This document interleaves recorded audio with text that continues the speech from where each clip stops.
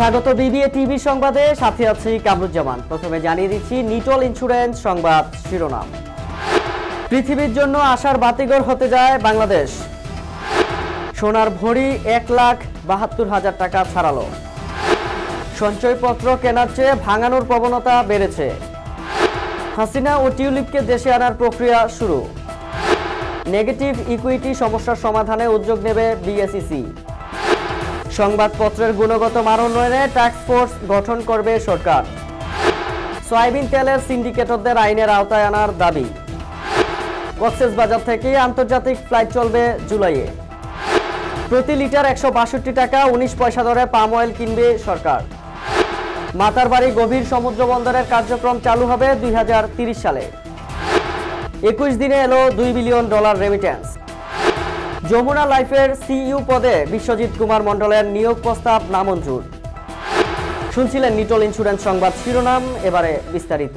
বিগত 5 বছর যাবৎ মোটর ইন্স্যুরেন্স প্রিমিয়াম আহরণ এবং মোটর ইন্স্যুরেন্সের সর্বোচ্চ বীমা দাবি পরিশোধ করে আসছে নিটল ইন্স্যুরেন্স।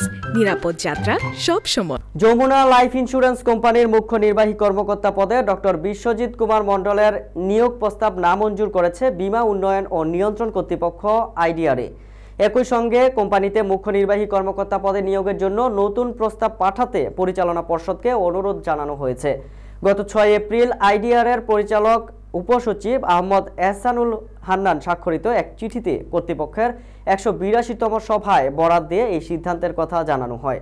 চিঠিতে বলা হয়, উপযুক্ত বিষয়ের প্রেক্ষিতে জানানো যাচ্ছে যে যেহেতু doctor Biswajit Kumar Mondal homeland life insurance কোম্পানিতে মুখ্য নির্বাহী কর্মকর্তা থাকাকালীন সময়ে বিভিন্ন অনিয়ম সাধন, পূর্বসূরীদের অনিয়মের তথ্য গোপন, কর্তৃপক্ষের নির্দেশ পালনে ব্যর্থতা, স্বীয় দায়িত্ব ও কর্তব্য কর্মে অবহেলা প্রদর্শন তথা 2018 হতে 2020 সাল পর্যন্ত কর্তৃপক্ষ কর্তৃক বিশেষ নিরীক্ষা কার্যক্রম পরিচালনার জন্য দায়িত্বপ্রাপ্ত হোসেন ফরহাদ অ্যান্ড কোম্পানিকে নিরীক্ষা কার্যক্রম পরিচালনায় অসহযোগিতার মাধ্যমে বীমা আইন 2010-এর 29 ধারা মতে পরিচালিত বিশেষ নিরীক্ষার উদ্দেশ্য ব্যাহত করেছেন। যেহেতু হোমল্যান্ড লাইফ ইন্স্যুরেন্স কোম্পানির তৎকালীন মুখ্য নির্বাহী বিশ্বজিৎ কুমার মণ্ডল উপযুক্ত কার্যকলাপ ও আচরণের মাধ্যমে বীমা আইন 2010 সুস্পষ্ট লঙ্ঘন করে বীমা গ্রাহকদের স্বার্থের পরিপন্থী কাজ করেছেন, এর ফলে কোম্পানি ও বীমা গ্রহীতাদের স্বার্থ বিঘ্নিত হয়েছে বিধায় বীমা আইন 2010-এর 50-1 খ ধারা মতে 21/9/2023 তারিখে কর্তৃপক্ষ কর্তৃক তাকে মুখ্য নির্বাহী কর্মকর্তার পদ থেকে অপসারণ করা হয়েছে।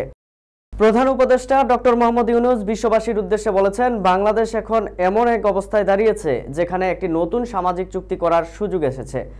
এটি এমন এক চুক্তি যেখানে রাষ্ট্র ও জনগণ, বিশেষ করে যুব সমাজ, অন্তর্ভুক্তিমূলক ব্যবস্থা, ঐতিহ্য, ন্যায় বিচার, মর্যাদা এবং সুযোগের ভিত্তিতে একটি ভবিষ্যৎ একত্রে গড়ে তুলবে। তিনি বলেন, আমরা পৃথিবীর জন্য আশার এক বাতিঘর হিসেবে দাঁড়াতে চাই এবং আমাদের বন্ধু ও অংশীদারদের আহ্বান জানাই অন্তর্ভুক্তিমূলক সামাজিক চুক্তি পুনর্লিখনের জন্য। পাশাপাশি সামাজিক ব্যবসা, আর্থিক অন্তর্ভুক্তি এবং মাইক্রো ফাইন্যান্সের ভূমিকা অন্বেষণ করতে, যা প্রান্তিক জনগণের জন্য টেকসই উন্নয়ন ও অর্থনৈতিক সুযোগ সৃষ্টিতে সহায়ক। মঙ্গলবার কাতারের দোহায় আর্থনা শীর্ষক সম্মেলন 2025-এর উদ্বোধনী অনুষ্ঠানে দেওয়া বক্তব্যে এসব কথা বলেন প্রধান উপদেষ্টা। তিনি তার মূল বক্তব্যে সামাজিক ব্যবসা, আর্থিক অন্তর্ভুক্ত এবং মাইক্রো ফাইন্যান্সের মাধ্যমে প্রান্তিক জনগোষ্ঠীর জন্য টেকসই উন্নয়ন ও অর্থনৈতিক সুযোগ তৈরির উপর গুরুত্ব দেন। দেশের বাজারে সোনার দাম আবারও বাড়ানো হয়েছে। সবচেয়ে ভালো মানের 22 ক্যারেটের প্রতি ভরি সোনায় 4,713 টাকা বাড়িয়ে নতুন দাম নির্ধারণ করা হয়েছে 1,72,546 টাকা। দেশের বাজারে সোনার এত দাম আগে কখনো হয়নি। স্থানীয় বাজারে তেজাবি সোনার দাম বাড়ার পরিপ্রেক্ষিতে এ দাম বাড়ানো হয়েছে। মঙ্গলবার থেকে নতুন দাম কার্যকর হয়েছে বলে জানিয়েছে বাংলাদেশ জুয়েলার্স সমিতি বাজুস। এর আগে গত 20 এপ্রিল সবচেয়ে ভালো মানের বা 22 ক্যারেটের এক ভরি সোনায় 2,624 টাকা বাড়িয়ে দাম নির্ধারণ করা হয় 1,67,833 টাকা। এতদিন দেশের বাজারে এটি সোনার সর্বোচ্চ দাম ছিল। এই রেকর্ড দাম নির্ধারণ করার 2 দিন পর এখন আবার দাম বাড়ানো হলো। নিরাপত্তা ও অধিক মুনাফার আশায় মানুষ সঞ্চয়পত্রে বিনিয়োগ করে, কিন্তু কয়েক বছরের উচ্চ মূল্যস্ফীতির চাপ সামাল দিতে সুদ বেশি হওয়ার পরও সঞ্চয়পত্র কেনা কমিয়ে দিয়েছে মানুষ। এমনকি সঞ্চয়পত্র ভাঙিয়ে ফেলার প্রবণতাও বেড়েছে। অধিদপ্তরের প্রতিবেদনে বলা হয়, চলতি অর্থ বছরের মোট ৮৩,৩৪০ কোটি টাকার সঞ্চয়পত্র বিক্রির লক্ষ্যমাত্রা নির্ধারণ করা হয়। এর মধ্যে আগে কেনা সঞ্চয়পত্রের পরিশোধ বাদ দিয়ে সরকারের নিট ঋণের লক্ষ্যমাত্রা ছিল ১৫,৪০০ কোটি টাকা। অর্থ বছরের প্রথম 7 মাসে মোট ৪৮,৬১৫ কোটি টাকা বিক্রির লক্ষ্যমাত্রার বিপরীতে বিক্রি হয়েছে ৩৬,৪৬৩ কোটি টাকার। একই সময়ে গ্রাহকের আগে কেনা সঞ্চয়পত্রের নগদায়ন বাবদ ৪৩,৪৭৬ টাকা পরিশোধ করতে হয়েছে। এ কারণে নিট বিক্রি দাঁড়িয়েছে ঋণাত্মক ৭,০১৩ কোটি টাকা। বাংলাদেশের ক্ষমতাচ্যুত সাবেক প্রধানমন্ত্রী শেখ হাসিনা ও তার ভাগ্নি টিউলিপ সিদ্দিককে দেশে ফিরিয়ে আনার কার্যক্রম শুরু হয়েছে বলে জানিয়েছে দুর্নীতি দমন কমিশন ব্রিগেডিয়ার জেনারেল অবসরপ্রাপ্ত হাফিজ আহসান ফরিদ। গতকাল রাজধানীর সেগুনবাগিচায় দুদক কার্যালয়ে সাংবাদিকদের এ তথ্য জানান তিনি। এক প্রশ্নের জবাবে তিনি বলেন, আমরা কাজ শুরু করেছি। তাদের ফিরিয়ে আনার জন্য দুদক প্রক্রিয়া শুরু করেছে। যুক্তরাষ্ট্রের সাবেক মন্ত্রী টিউলিপ সিদ্দিককে দেশে ফেরত আনা প্রসঙ্গে প্রশ্ন করা হলে হাফিজ আহসান ফরিদ বলেন, আমরা এখান থেকে স্বরাষ্ট্র মন্ত্রণালয়ে নথি পাঠিয়েছি, যেটাকে মিউচুয়াল লিগ্যাল অ্যাসিস্ট্যান্স রিকোয়েস্ট বলে। পররাষ্ট্র মন্ত্রণালয়ের মাধ্যমে তা বিদেশি দূতাবাসে যাবে, সেখান থেকে বাংলাদেশের এম্বাসিতে যাবে। সেই কাজ আমরা শুরু করেছি। পুঁজিবাজারের নেগেটিভ ইকুইটি সমস্যার সমাধানে সমন্বিত ও কার্যকর উদ্যোগ নেওয়ার আশ্বাস দিয়েছে বিএসইসি। গতকাল শীর্ষ 20 ব্রোকার হাউসের প্রধান নির্বাহীদের সঙ্গে বিএসইসির অনুষ্ঠিত বৈঠকে এই আশ্বাস দেওয়া হয়েছে। রাজধানীর আগারগাঁওয়ে বিএসইসি ভবনে অনুষ্ঠিত এই বৈঠকে সভাপতিত্ব করেন সংস্থার চেয়ারম্যান খন্দকার রাশেদ মাকসুদ।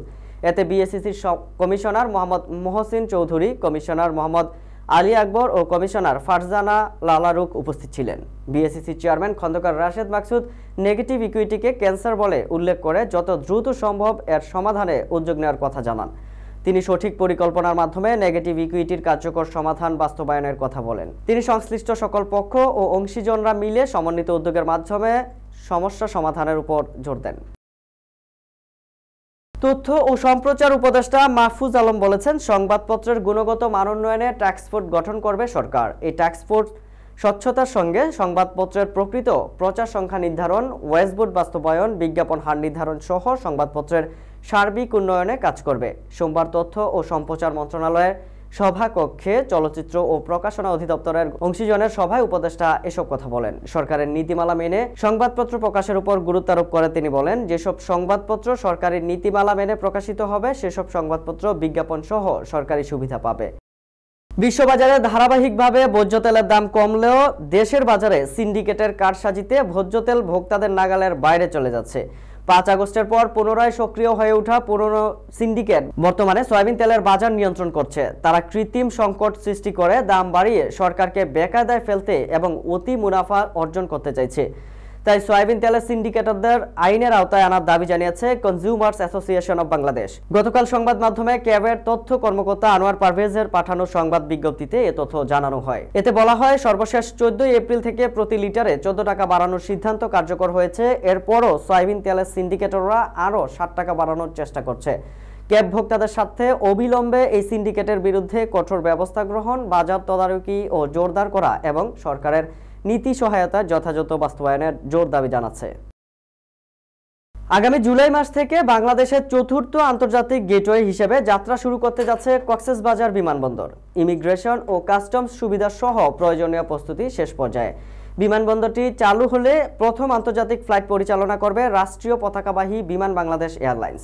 সোমবার বেসরকারি বিমান চলাচল কর্তৃপক্ষ chairman air vice marshal Mohammad Manzur Kabir ভুইয়ার সভাপতিত্বে অনুষ্ঠিত এক সমন্বয় সভায় এই সিদ্ধান্ত হয়।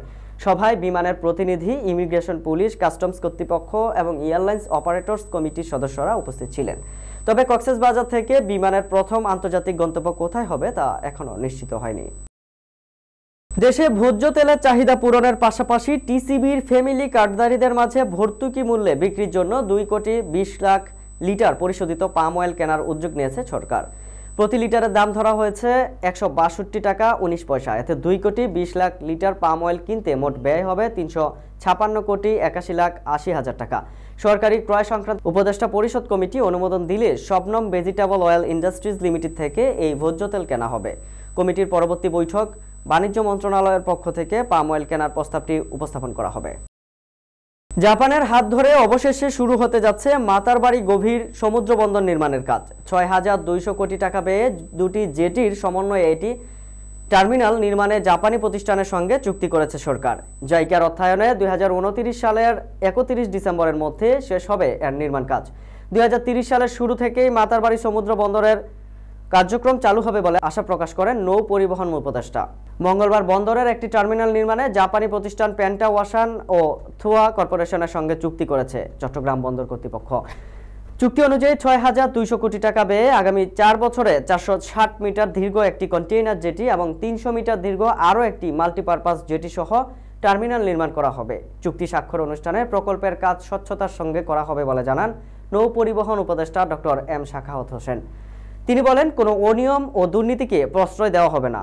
সার্বভৌমত্ব হুমকিতে পড়ে কিংবা জনগণের স্বার্থ ক্ষুণ্ণ হয় এমন কোনো উদ্যোগ নেওয়া যাবে না। ঈদের আগে রেকর্ড $3.29 বিলিয়ন রেমিটেন্স এসেছিল দেশে। ঈদের পরও রেমিটেন্সের গতি দ্বারা অব্যাহত রয়েছে। এপ্রিলের প্রথম 21 দিনেই এসেছে প্রথম $2 মিলিয়ন রেমিটেন্স বাংলাদেশি মুদ্রায়, যার পরিমাণ 23,985 কোটি 20 লাখ টাকা। বাংলাদেশ ব্যাংকের হালনাগাদ প্রতিবেদনে এসব তথ্য উঠে এসেছে। এর আগে মার্চ মাসে রেমিটেন্স এসেছিল $3.29 বিলিয়ন রেমিটেন্স বাংলাদেশি মুদ্রায়, যার পরিমাণ ছিল 40,138 কোটি টাকা। গত বছরের মার্চের পুরো সময়ে রেমিটেন্স এসেছিল $1.71 বিলিয়ন বা $171 কোটি। সেই হিসেবে গত বছরের একই সময়ে সদ্য বিদায়ী মার্চে $158 কোটি বেশি রেমিটেন্স এসেছে। সংবাদ শেষ করব, যাওয়ার আগে শিরোনামগুলো জানিয়ে দিচ্ছি আরও একবার। পৃথিবীর জন্য আশার বাতিঘর হতে যায় বাংলাদেশ। সোনার ভরি 1,72,000 টাকা ছাড়ালো। সঞ্চয়পত্র কেনার চেয়ে ভাঙানোর প্রবণতা বেড়েছে। হাসিনা ও টিউলিপকে দেশে আনার প্রক্রিয়া শুরু। নেগেটিভ ইকুইটি সমস্যার সমাধানে উদ্যোগ নেবে বিএসইসি। সংবাদপত্রের গুণগত মান উন্নয়নে টাস্ক ফোর্স গঠন করবে সরকার। সয়াবিন তেলের সিন্ডিকেটরদের আইনের আওতায় আনার দাবি। কক্সবাজার থেকে আন্তর্জাতিক ফ্লাইট চলবে জুলাইয়ে। প্রতি লিটার 162 টাকা 19 পয়সা দরে পাম অয়েল কিনবে সরকার। মাতারবাড়ি গভীর সমুদ্র বন্দরের কার্যক্রম চালু হবে 2030 সালে। 21 দিনে এলো $2 বিলিয়ন রেমিটেন্স। যমুনা লাইফের সিইও পদে বিশ্বজিৎ কুমার মণ্ডলের নিয়োগ প্রস্তাব নামঞ্জুর। বিবিএ টিভির সংবাদ এ পর্যন্তই। সর্বশেষ সংবাদ জানতে ভিজিট করুন YouTube/BBA TV এবং ফেসবুকে লগ ইন করুন Facebook/BBA TV। এছাড়াও আমাদের ওয়েবসাইট ভিজিট করতে পারেন www.bbatv.news। এতক্ষণ সঙ্গে থাকার জন্য ধন্যবাদ।